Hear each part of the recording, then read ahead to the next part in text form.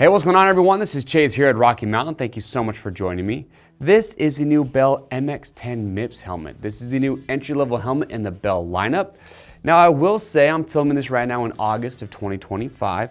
I am a little surprised that it took them this long to launch a 10 version of their entry-level helmet. We've had the MX-9 with MIPS helmet for a very long time, but when they came out with their Moto 10 spherical, which is their premium helmet that Eli Tomac wears, I thought we would see this helmet come out a little bit sooner. It's not a big deal, but glad to say it is now here. And also, if you're just watching this video when it first comes out, know that they do have a Moto 10 MIPS helmet coming as well, which is going to be around that $500 price point. For this, you're going to be anywhere from about $230 to $250, depending on colorways. They're going to have their Moto 10 MIPS, and then they have their Moto 10 spherical. So 3 different offerings. And as you can see, with the new MX-10, definitely has a lot of the DNA from their Moto 10 spherical in the shell. It's not the exact same shell design, but just looking at it, you can say, okay, yes, that is the younger brother to the Moto 10 spherical. So we're gonna go through and talk all about it today. As far as the fit goes, remember we have our fit guarantee. I've always liked the fit of Bell helmets. They've always fit me true to size.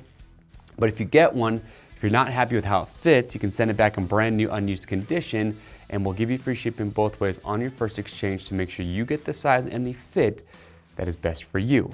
Now, a couple big updates here with the the MX-10 outside of just the all-new shell design is they've lightened it up quite a bit from the MX-9, so you're just over 3 pounds in a size large. You do have the MIPS Evolve core liner system, which we'll talk about, and they said that one of the biggest updates too is the ventilation that is in here versus the old MX-9. So, give you a little 360 view here. You are going to be DOT and ECE 2206. So you can see right here in the front, you've got these big intakes here just above the eye port. You've got some here on the chin bar.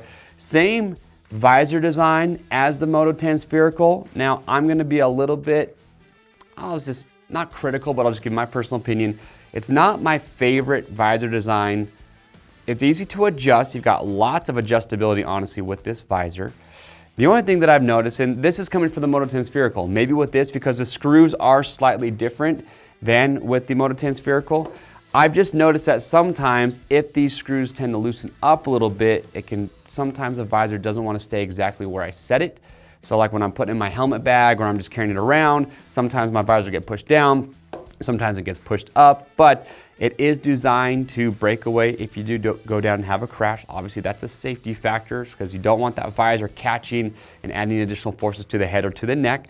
So again, same design there, so you just don't have a center screw at all on this visor. And then in the back here, you can see you're gonna have your exhaust vents to take that hot air, get it out the back of the helmet. Let's take a look at the inside real quick.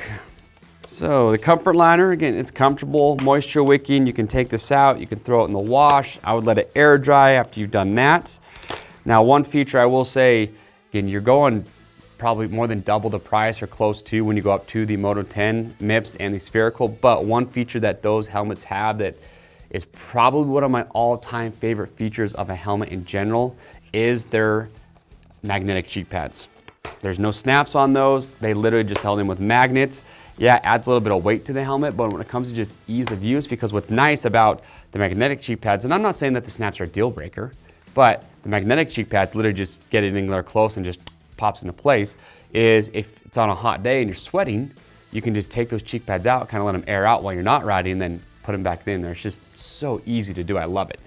But anyway, let's take out the comfort liner here. Another nice feature about this helmet is that it comes actually, so it's a polycarbonate shell. That's very typical for entry-level helmets like this, but there's 4 different shell sizes. That is not very common, and that's gonna help just give you a little bit better fit. It's gonna help reduce the weight for some of the different sizes in the lineup. But here is the comfort liner. What I do like though is that here on the back, you can see that you do have a little bit of stretch. And the purpose for that also just helps with the actual fit of the helmet, because when you go to put it on, that allows that liner just to move and stretch just a little bit just to help fine tune that fit when you're putting that on there. And you can see you've got a good amount of cutouts on that too, just to help this thing breathe. You do have speaker cutouts here, and I did measure those. They're 40 millimeters in diameter. So if you have a Bluetooth comms unit that you want to use on this helmet, they do have these little recessed cutouts here in the EPS just to help with that. And also going along with the different shell sizes, they have different EPS sizes. Again, just depends on the helmet. And they're trying to do that to give you the best fitting and help lighten that up for, again, the different sizes that are out there. And then lastly, you can see you've got the MIPS Evolved Core Liner System. So I mentioned that earlier, but MIPS stands for Multi-Directional Impact Protection System. We've seen this in a lot of helmets for a lot of years. MIPS has different versions of their liner system, but ultimately, no matter what MIPS liner system's in a helmet, the purpose, the end goal is the same, to help reduce and mitigate rotational forces when you have those angular impacts. So you want the rider's head to actually slip and be able to move inside the helmet when you have an impact, not just have a sudden abrupt stop. And this is being the Evolved Core, so it looks pretty similar to just the standard MIPS liner system. The two main differences, it's a little bit thinner, so it's lighter, and the way that it's formed is a little bit different than the standard MIPS liner system, so it just helps give a little bit better fit in the helmet that it is in. And again, you can see me moving my hand, so it acts as just that slip zone between the rider's head and the EPS. That is the new Bell MX-10 with MIPS. Happy to see this helmet coming to market. I think this thing's gonna sell really, really well because it's a good looking helmet, and I think there's been a lot of people who love the Moto 10 spherical. They see those riders wearing it, but maybe it's just out of their price range. Or maybe if you're just getting into riding, you want a helmet that looks similar to what the top guys are wearing, but again, you just don't want to fork over all that dough. This thing is going to be solid. If you have questions or comments about it, please leave those down below. We'll get those answered. To grab one to see all the different colorways, click the link or head to RockyMountainATVMC.com. You know the deal. We ship for free over 75 bucks. If you want to stay up to date on helmets and other products like this, get subscribed to our YouTube channel. I'm Chase. We'll see you on the trails.